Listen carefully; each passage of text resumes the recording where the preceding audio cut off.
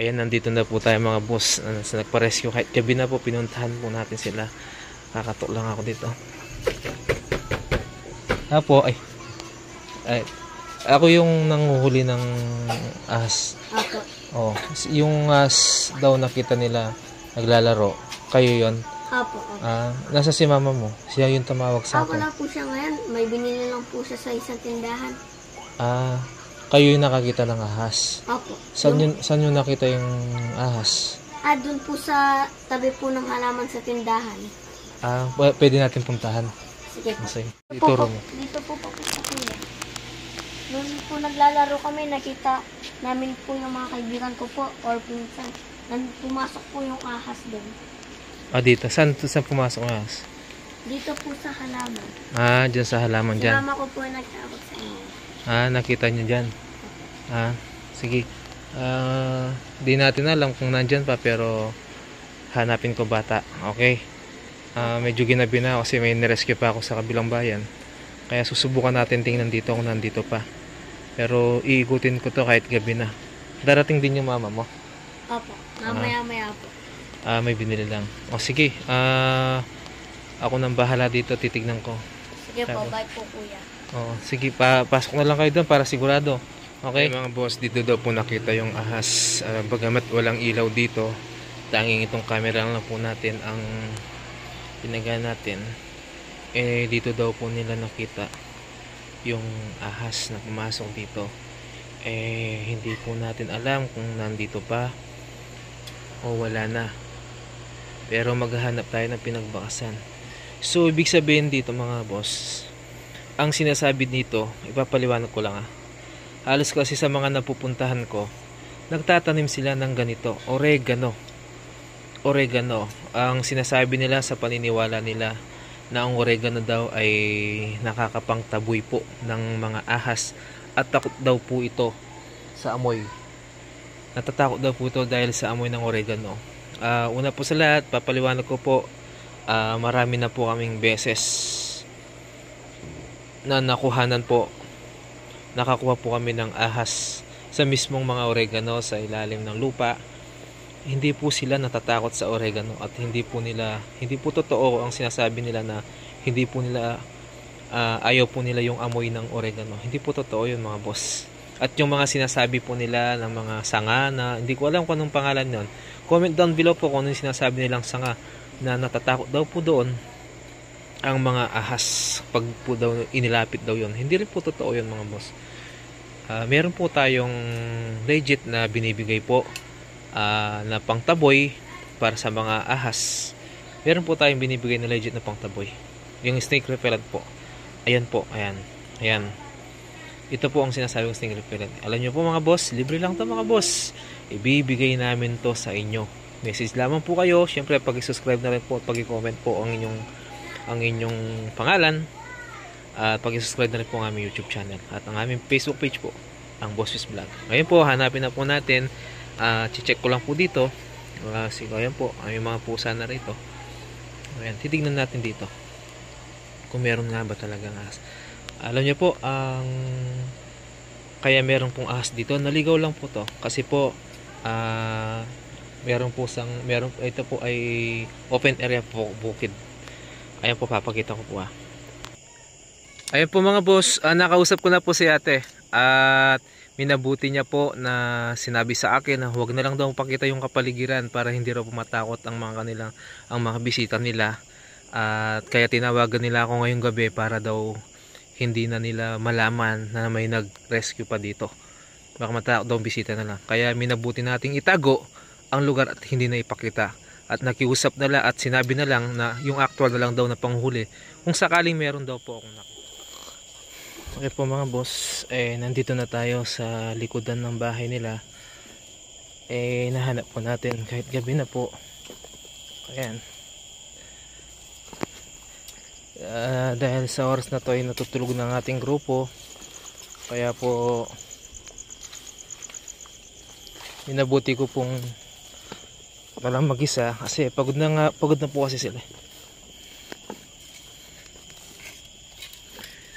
Ang gagawin na lang natin yan dito, baka sakali kung may mga pinagbakasan ba. Ayan o, may pinagbakasan nga. So ibig sabihin may ahas na dumaan dito. Ayan, may pinagbakasan nga dito. Tuturo ko. Una, ayan. Ayan, hindi nyo man lang makita pero pinagbakasan po yan mga yan. Ayan o, dito sa gilid po yan. So ibig sabihin po, mayroon pong ahas dito talaga na dumaan. Ang oras po ngayon ay 11 na po. 11 PM na po. So, paano to? Parang bungo ng ano to ah. Bungo ng aso.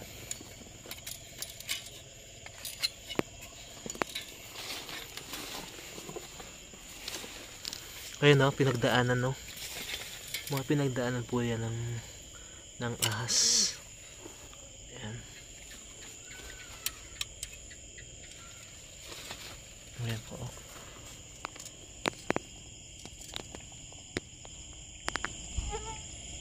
Ito po isang cobra.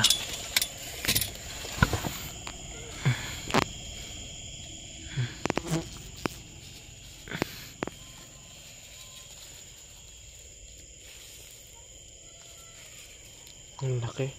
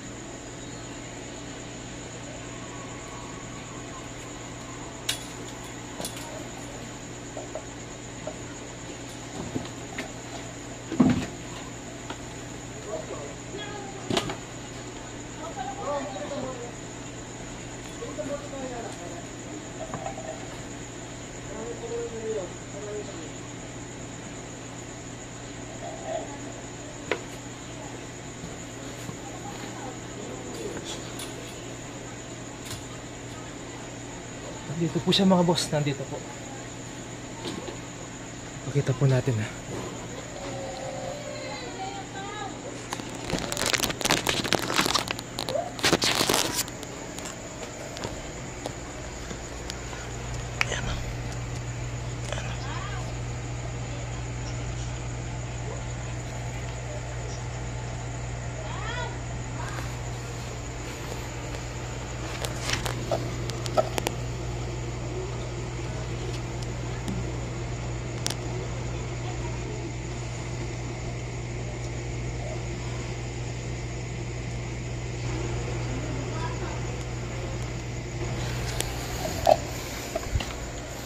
Magalaw po.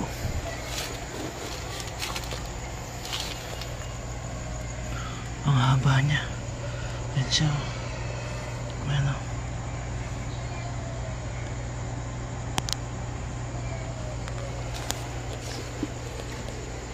Kaya po mga boss ha, oregano na to. Pero dito pa siya nagtago. Ayan o. Ayan o. Ayan.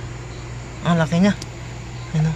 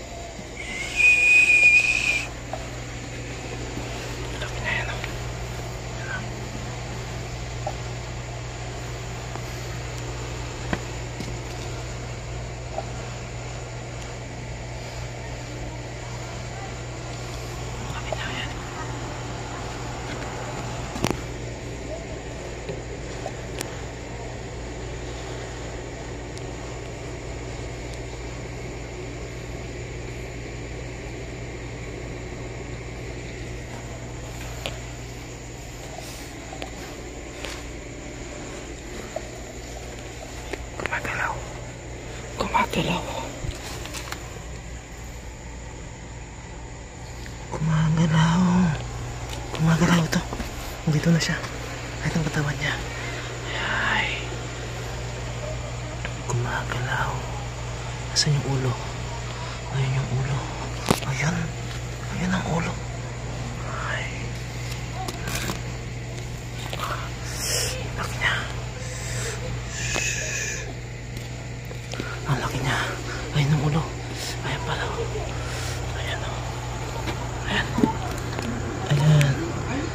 Siya yung namamalat. Nahihirapan ako sa flashlight. Ayan.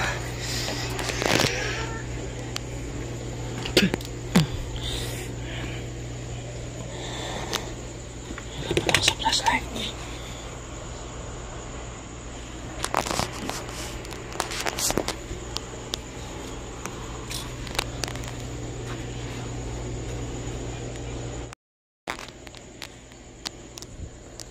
Nahihirapan ako sa flashlight ha.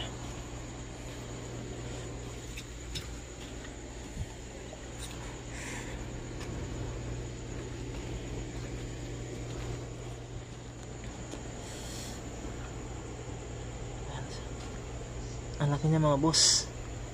Ang laki niya, dito siya naninirahan. Haba ng katawan. Isa po siyang cobra mga boss. Ayan na.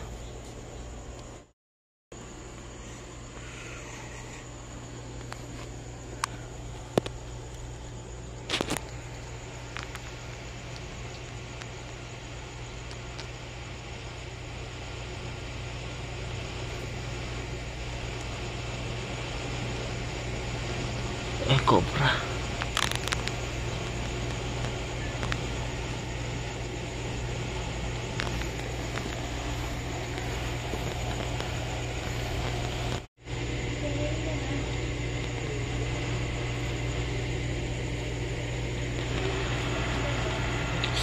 Cobra siya. isa sa yung cobra. Ayan yung ulo niya. Nakapalikot siya. Haba niya. Haba niya. Ang taba. Ang taba ng katawan niya. Tapos ang haba. Kasi yung ulo. Ayan yung ulo. Ayan yung ulo. Ayan. Ayan yung ulo. Haba.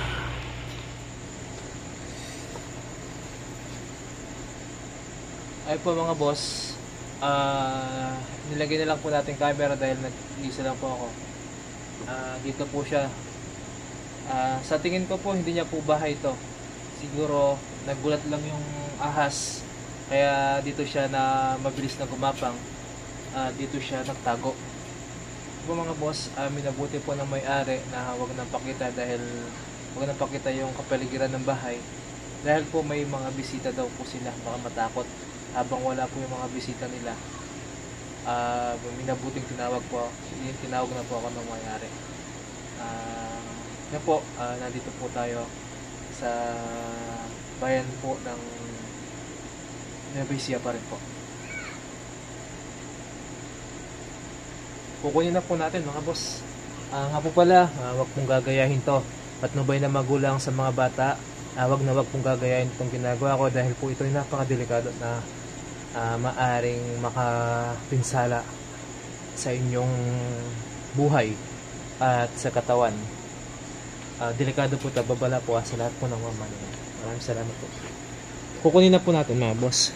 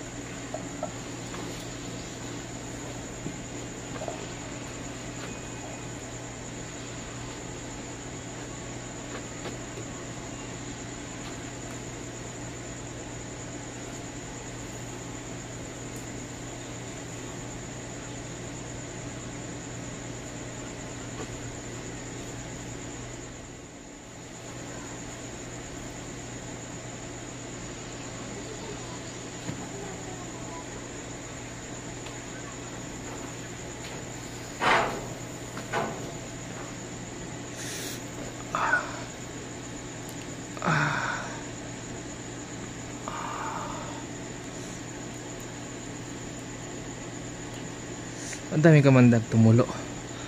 Napakaling kong cobra nito.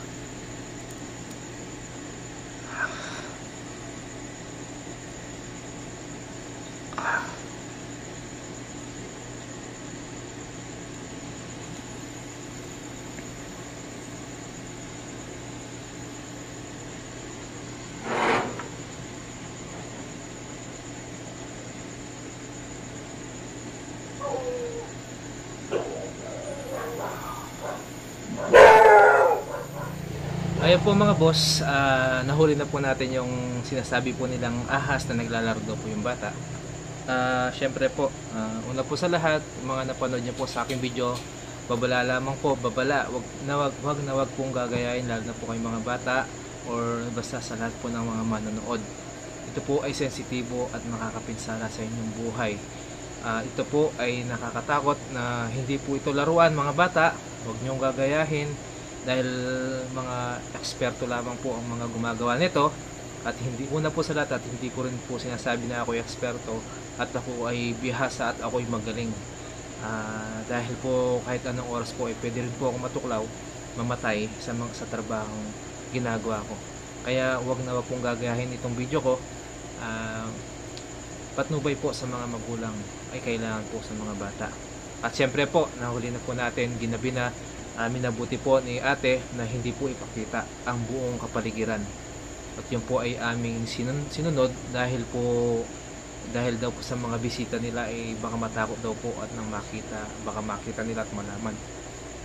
Okay lang po yun. At least po, nahuli po natin yung ahas na kinatatakutan dito at biglaan lamang po mga boss ang pagdalaw ng ahas dito. Siya po ay isang Philippine Cobra, isa sa pinakamakamandag na ahas Pilipinas at sa buong mundo. Yan po mga boss. At hindi lamang po yan mga boss. Syempre mag-iwan po tayo mga boss. Mag-iwan po tayo at magbibigay po tayo ng libreng snake repellent po. Ang snake repellent po ay pangtaboy po sa anumang klase ng ahas o bayawak o mga nakalalason ng mga insekto. Ito po ay mabisang gamot para sa ating kapaligiran. Syempre po mag-comment lamang po kayo at sasagutin ko po kayo kung paano po gamitin ito. Libre lamang po ito mga boss. Ibibigay ko po ito sa inyo. Maraming salamat po. At shoutout nga po pala. Ito po.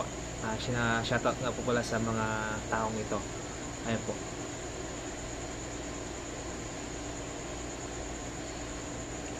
Maraming salamat po. Una po sa lahat po ng gusto magpa-rescue. Una po, hindi pasensya na po. Hindi po natin na napupuntahan halos lahat. Gawa po ng napakarami po ninyong nagme-message at nagre-rescue. Kung maaari lamang mga boss para po lumawak ang ating grupo at mapuntahan po natin yung mga lugar na hindi natin minsan abot, nasa sa inyo po yung mga boss para lumawak po ang ating grupo. Kung maaari lamang mga boss, yun rin ay tulong nyo na sa ating mga kapwa. Kung maaari lamang mga boss ay pakisubscribe po ang ating channel at pakipollow at pakishare na rin po ang ating mga video. Yun po ay malaking tulong po sa ating channel upang makatulong po tayo sa mas nakararami. Yun lamang po mga boss, pakipollow na rin po ako sa aking Facebook page po, ang Boss Pits Vlog po. Syempre po, huwag niyo na rin po kalimutan na maraming salamat po sa pagsuporta niyo po lagi sa akin. Asahan niyo po mga boss, tutulong po ako sa kayang gawin ko sa pamamaraan ng ganito.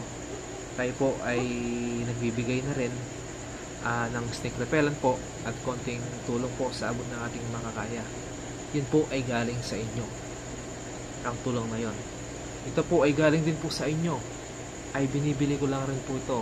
Nanggagaling pa po ito sa bansang Indonesia. Dumarating po siya sa akin, galon-galon na. At ngayon po ay iniingatan at minabuti namin nirepack po sa mga boteng ganito para po maibigay po natin sa pangkalahatan ng ating mga kababayan. Kung sakaling gusto nyo po ito mga comment down below lamang po kayo sa mga gusto. Sabihin nyo lang po ang inyong pangalan. Maraming salamat po. Mag-ingat po tayo lahat. God bless all.